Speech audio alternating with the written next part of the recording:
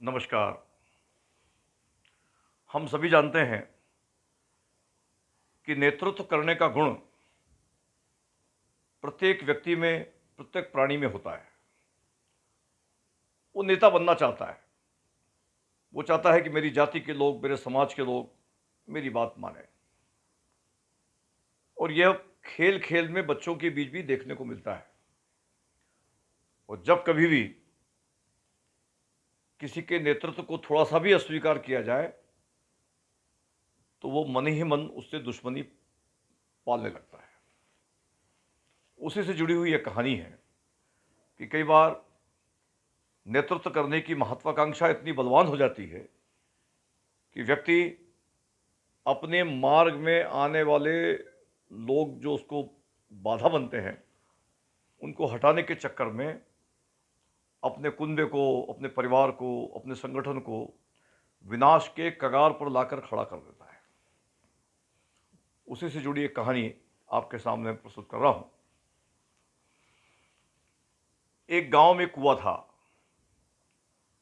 उस कुएं में एक मेंढक रहता था और उस मेंढक के साथ में लगभग 250-300 मेंढक उस कुएं में निवास करते थे। वो जो मेंढक था वो सब मेंढकों का राजा था। तो वो जो राजा था उसको एक छत्र नेतृत्व करने की आदत पड़ गई थी। स्वाभाविक है, इतनी बड़ी संख्या में एक ही कुएं में रहने के कारण कुछ खटपट हुई होगी। तो 20-25 मेंढक उस राजा के विद्रोही हो गए। तो उस मेंढक राजा ने सोचा कि इस कुएं में यदि इतने सारे मेंढक मेरे विद्रोही हैं तो मेरे नेतृत्व में बाधा आएगी, मेरे शासन में बाधा आएगी। और उसकी महत्वाकांक्षा इस कदर बढ़ी कि उसने सोचा कि इन विद्रोही मेंढकों को किसी न किसी तरह अपने मार्ग से मुझे हटाना पड़ेगा। ऐसा विचार करके उसने सोचा कि मेंढकों का असली दुश्मन तो सांप होता है। किसी भी तरह सांप को इस कुएं में लाया जाए। और वो पानी भरने जो लोग आते थे वो जब बाल्टियां कुएं में डालते थे तो एक बाल्टी में छुप करके वो मेंढक राजा बाहर आ गया और एक सांप के बिल के सामने जाकर बैठ गया। कुछ ही देर में वो सांप आया तो सांप के सामने हाथ जोड़कर खड़ा हो गया कि महाराज, मैं मेंढकों का राजा हूं और मेरे कुएं में लगभग 250-300 मेंढक निवास करते हैं और मैं उसका राजा हूं।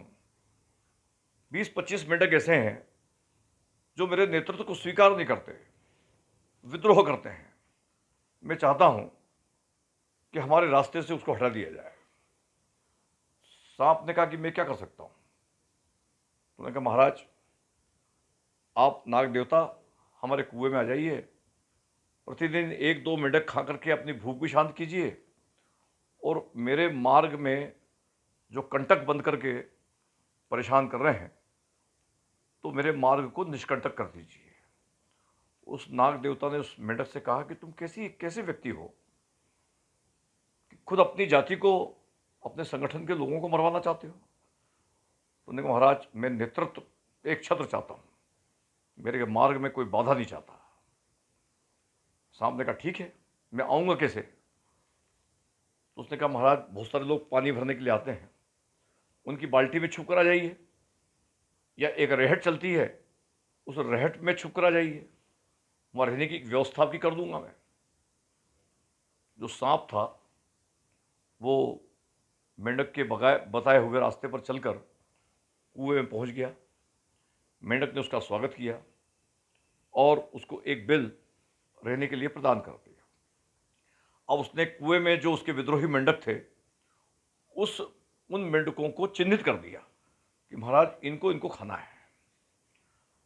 तो प्रतिदिन 1-2 मेंढक वो खाता।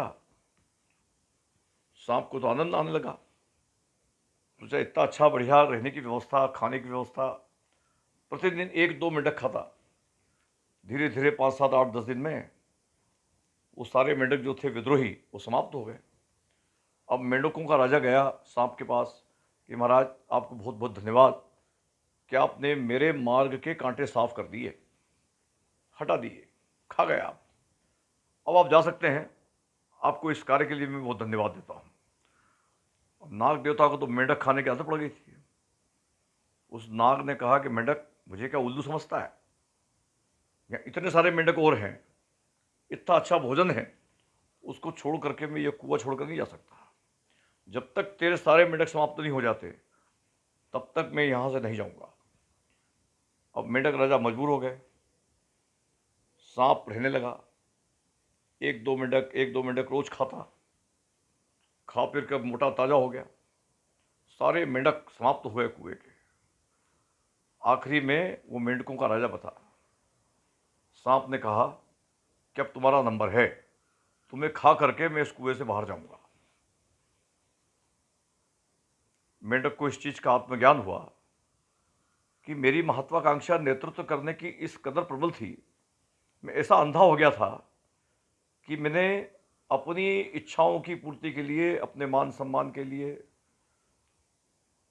मार्ग को अवरुद्ध करने वाले मेंढकों को साफ करने के लिए, समाप्त करने के लिए इस सांप को मैंने निमंत्रण दिया, जो हमारा जन्मजात शत्रु है। तो आज वो तो गए ही गए, पर मेरा पूरा संगठन चला गया। आज मुझे भी जाना पड़ रहा है।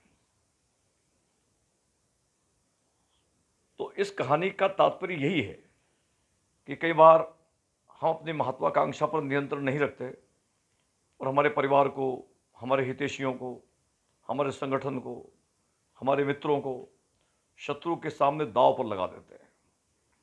लेकिन हम भूल जाते हैं कि जिस शत्रु को हम अपने विरोधियों को या विरोधियों की फाइल निपटाने के लिए बुलाते हैं, एक न एक दिन वह शत्रु हमारी भी फाइल निपटा सकता है।